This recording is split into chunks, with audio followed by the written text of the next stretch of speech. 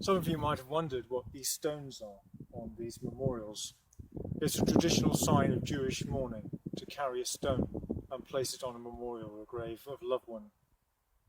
I'm standing by the headstone marking not the grave of Anne Frank and her sister Margot, but a memorial stone. Their bodies are somewhere around here in these mass graves. We don't know. Anne Frank was born, her full name was Marie Frank. She was a German Jew. She was born in Frankfurt am Main on the 12th of June 1929. Her father, Otto, and her mother, Edith, moved the family to the Netherlands during the rise to power of Hitler, where it became dangerous for Jews to be in Germany.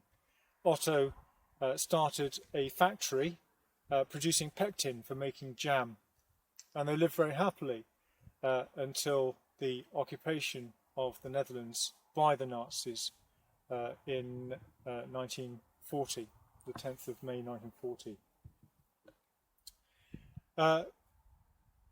Anne, on her 13th birthday, was given a diary, and I can't give you the exact words, but it was something to the effect of, "May I confide in you my diary in a way that I've not been able to confide in anyone else."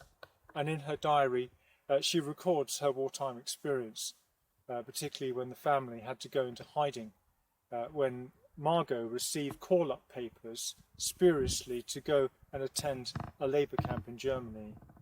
Otto was very concerned for his family, and so they had built in his factory, his jam factory, a secret hiding place where they hid for 2 years.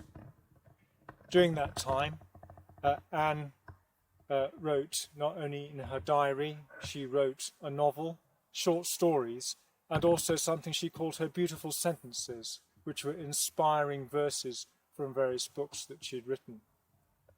Her book, famously known as Anne Frank's Diary, is actually, the Dutch title is Het Achterhuis, the hiding place, the place of refuge.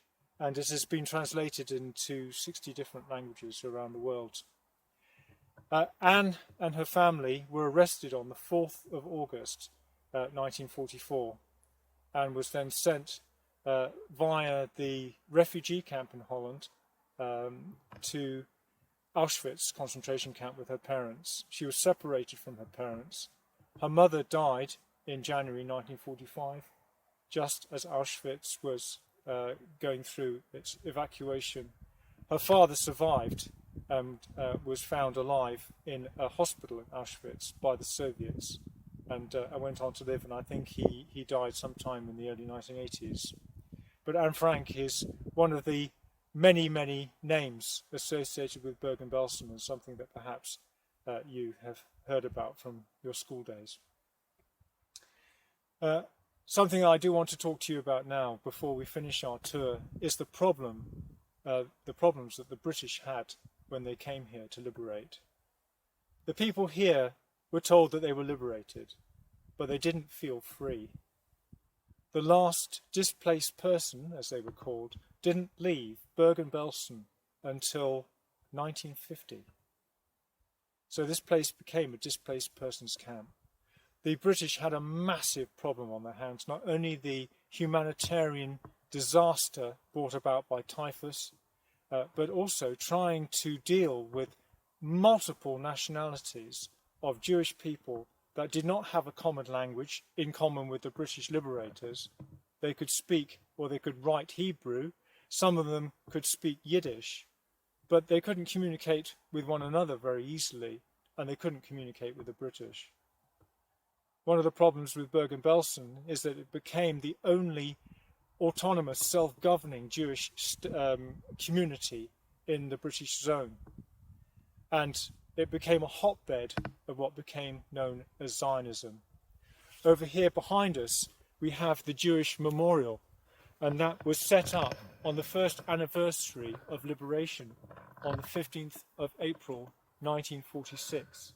And on that day, people from within the camp presented the British with protest papers demanding that they be released and be able to repatriate to their own countries or to go specifically to Palestine to form the State of Israel.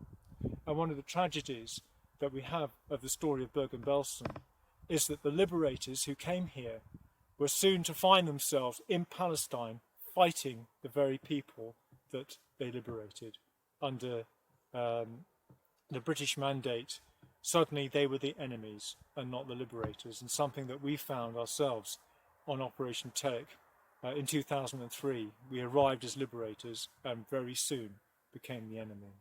There's something to think about, is the importance of cultural understanding and understanding the people that you're coming to help.